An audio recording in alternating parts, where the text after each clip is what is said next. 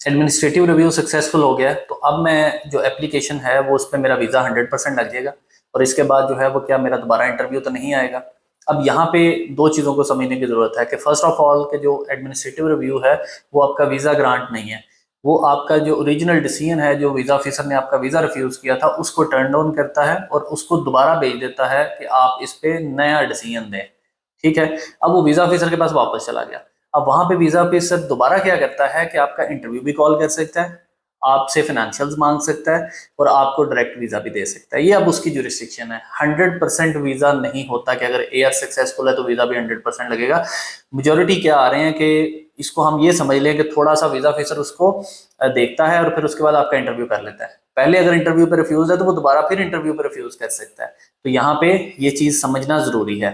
हाँ, आप इसका इम्पैक्ट देखें कि हमारा ये पॉजिटिव इम्पैक्ट है तो बिल्कुल पॉजिटिव इम्पैक्ट है कि आपकी एक एप्लीकेशन को एक्सेप्ट किया गया है और उस पर आपके जो ग्राउंड्स हैं उनको देखा गया है, तो इट मीन्स कि आपकी बात में वजन नजर आता है। तो वीज़ा ऑफिसर को दोबारा इसको सोचना होगा, समझना होगा और उसके मुताबिक दोबारा इंटरव्यू करेगा और फिर आपके क्वेश्चन को दोबारा एवेल्युएट करेगा। तो यहाँ पे एक पॉजिटिव इम्पैक्ट मौजूद है, बट इसका 100% ये मतलब नहीं है कि वीज़ा ग्रांट होगा।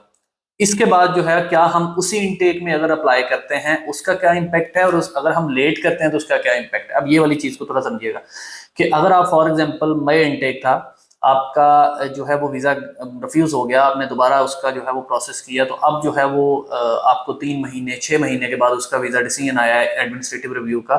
तो अब आप ये जा रहे हैं कि यार अभी मेरा टाइम गुजर गया है तो मैं इसको प्रोसेस नहीं करूंगा, मैं अब नेक्स्ट जो है वो नेक्स्ट ईयर में इसको करना चाहता हूँ या नेक्स्ट इनटेक में देखूंगा। तो वहां पे फिर क्या होता है कि आपकी जो एयर सक्सेसफुल की एप्लीकेशन है उसके बाद आप अपनी वीजा एप्लीकेशन विड्रॉ कर लेते हैं और उनको बताते हैं कि जी मैं नेक्स्ट इनटेक के लिए अप्लाई करना चाहता हूँ और मेरे पास वैलिड कैश नहीं है, क्योंकि ना तो वैलिड कैश होता है उस वक्त, ना फाइनेंशियल्स मेंटेन होते हैं। तो इस वजह से स्टूडेंट्स फिर इसको थोड़ा लेट करते हैं।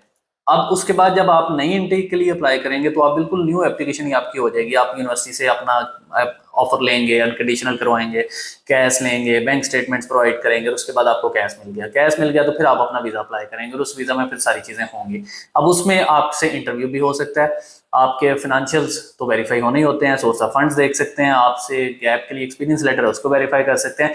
ये वीज़ा ऑफिसर की मर्जी है कि उनको वेरीफाई जो है वो कर सकता है और इन चीज़ों को दोबारा से देख सकता है और इंटरव्यू भी आपका दोबारा आ सकता है। तो यहाँ पे ये वाली सारी चीज़ें हैं जो एक सीक्वेंस से चलती हैं और उसके अकॉर्डिंगली आपकी वीज़ा एप्लीकेशन पे डिसीजन होता है। तो यहाँ पे थोड़ा सा इसको क्लियर करना जरूरी था कि एआर 100% सक्सेसफुल होने का मतलब ये नहीं है कि वीज़ा लगेगा।